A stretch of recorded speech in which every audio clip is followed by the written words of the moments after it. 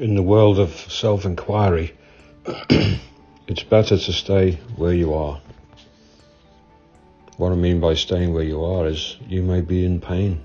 You may dislike your neighborhood. You may find your job aggravating. You may feel that there's a need to move on spiritually or in greater awareness. And with that, there's always this wish to be transported not only into some greater piece of enlightenment or spiritual uplifting, but that it will carry you away to a place, a situation that has no pain, no more aggravations, and unfortunately that place does not exist. And so there's a dilemma. But the key to this whole dilemma is to realize that the situations that we're in life are dormant, harmless in and of themselves. I've been in different workplaces myself where I watch people become very wound up and angry and frustrated, and the same lines come out of their mouths about this and about that, bum. And I understand that. But what I also see is the thing that is getting at them. It's not getting at me.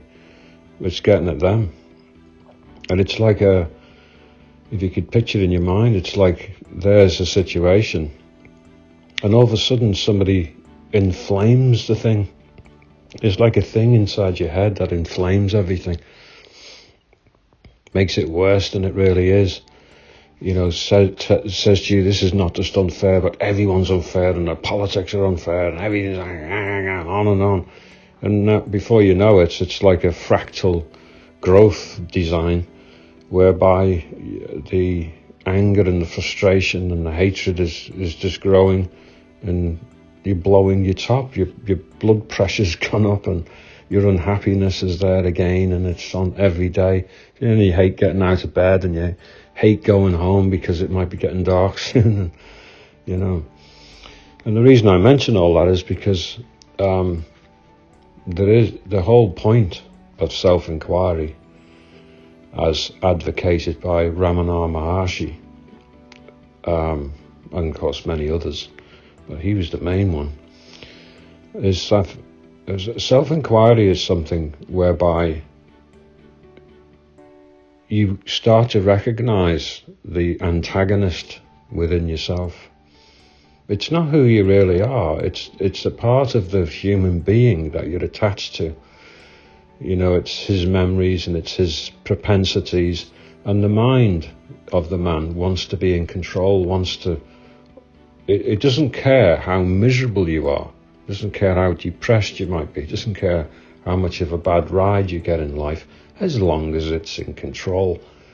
And that's the thing. And one of the great exercises that you can do in life is feel the pain, feel the aggravation, feel the frustration, feel that horrible, sickening feeling, and don't run from it, and don't express it, but try to sit with it, or go and have a cigarette in a car park or something, and be aware. Like, you might be shaking with rage or downhearted, you know, whatever it might be, and then watch it. Try to watch the thing, and you start to realize that you, as the watcher, are one thing. You, as the observer, you know, are one thing, and the behavior of this thing is quite another.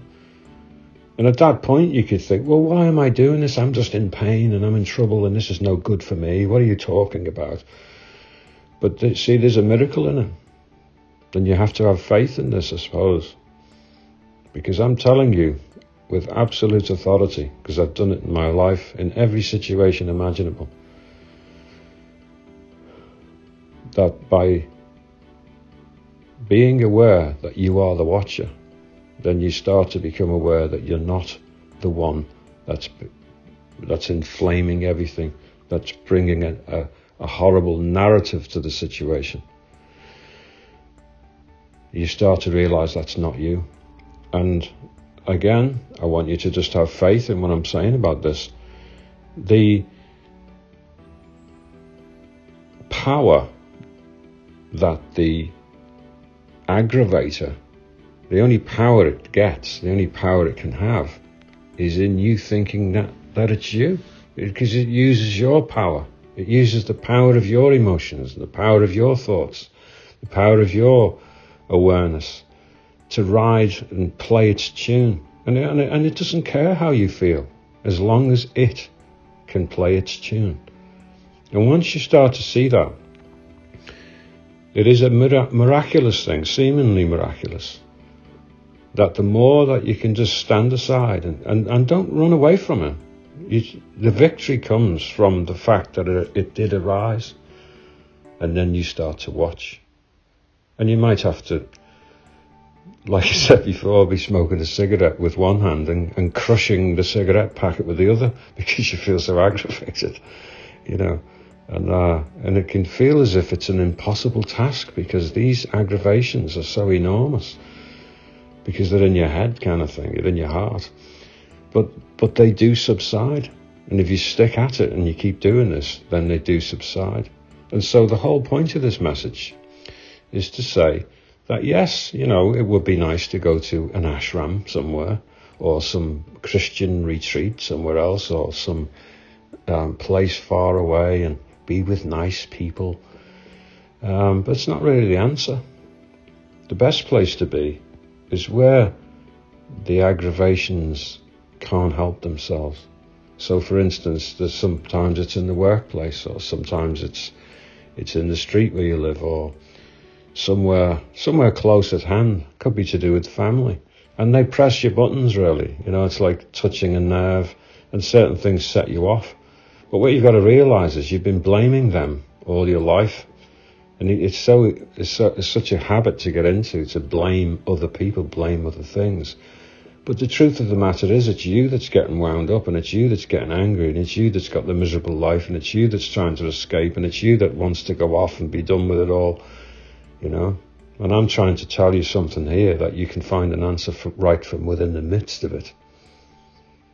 And so, I remember years ago learning about certain monkeys in a place, and they used to like peanuts. So, in order to capture them, they found out that if they put a little barrel, and you know, like nail this little barrel to a tree, and they put peanuts in it, and then they'd make the hole in the barrel only big enough so that monkey could just about, you know, slenderly push its fingers through the hole, and then it would grab the nuts, and of course then it makes a fist full of nuts, and it couldn't get back out the hole. And this was the mad thing, the monkey wouldn't let go. The monkey just would fight and fight trying to get these nuts. And in the meantime, somebody would come and throw a net over the monkey and catch it. And this became just a common way of catching these monkeys, because it was very predictable what they would do. Their behavior was very predictable. Well, in exactly the same way, the aggravations and the inflammations and the horror that comes up from within us are very predictable, like the monkeys. And they're there to be taken down. So you could be in a situation in the workplace, or you could be in a situation, maybe you haven't got as much money as you'd like to have, and something inside you gets wound up about that. I mean, when you think about it, not having a lot of money isn't the problem. Not having a lot of money doesn't mean your life's miserable. It's just you haven't got as much money as maybe somebody else, but you probably got more than someone else. Most of life is just, it doesn't have meaning. Most of life doesn't have a, oh yes, or an oh no. It's not like that. It just is what it is. And it's how we react. It's our inflamed reactions that create the problem. And just to finish off, I don't know how many times I personally experienced this. I don't know how many times I felt I was in a situation like that, aggravated maybe, not very happy with blah, blah, blah, and this, that, and the other. And then I sort of thought, well, come on, we really need to find some answers here. And when the answers came, and everything altered from within me, and I came through, and there was happiness, and there was contentment, and everything else, one of the things that I found very curious on many occasions was the fact that nothing had actually changed. I was still in the same place with the same people. I was still having to live my life the way I was living it, but I had changed. You see, we keep thinking, and I'm not condemning anyone for this because it's just a habitual thing. We keep thinking we've got to change all the outer things so that we'll feel better on the inside. And, sometimes that works, but it doesn't work for long.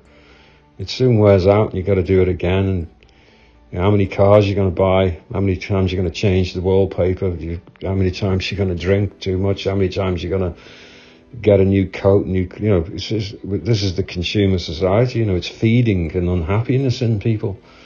And the whole earth is paying for it, If there was a contentment, the earth would be a different place, completely different place.